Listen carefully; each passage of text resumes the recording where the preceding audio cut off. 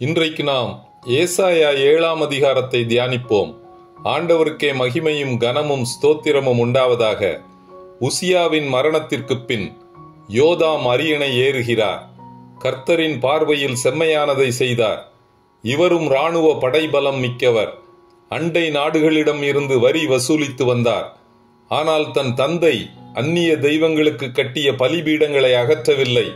ஜனங்கள் மேடையில் தூபம் காட்டி வந்தனர்.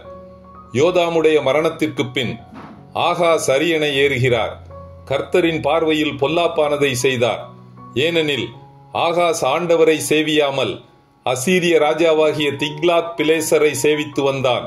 அக்காலத்தில் சீரியாவின் ராஜாவாகிய ரேத்சீனும் இஸ்ரவேலின் ராஜாவாகிய பெக்காவும் ஆகாசுக்கு விரோதமாக எழும்பினர். அதைத் தொடர்ந்து ஆண்டவர் ஏசாயாவை ஆகாசிடம் அனுப்புகிறார்.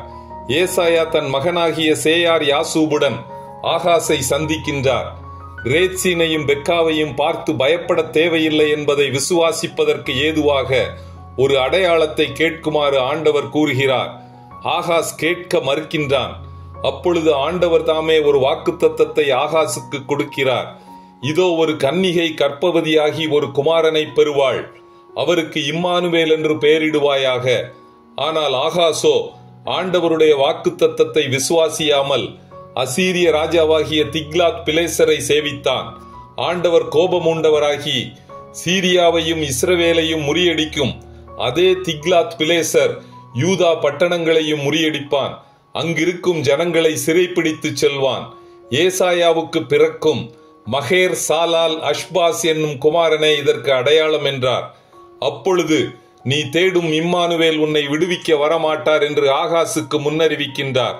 தேசம் வனாந்தரமாகும், வீடுகள் கொள்ளையிடப்படும், திராட்சை செடி இருந்த நிலமெல்லாம் முட்செடியும் நெரிஞ்சிலுமாகும். இத்துடன் ஏசாயா 7ஆம் அதிகாரம் முடிவடைகிறது. கர்த்தர் தாமே நம் எல்லோரையும் ஆசீர்வதிப்பாராக. ஆமேன்.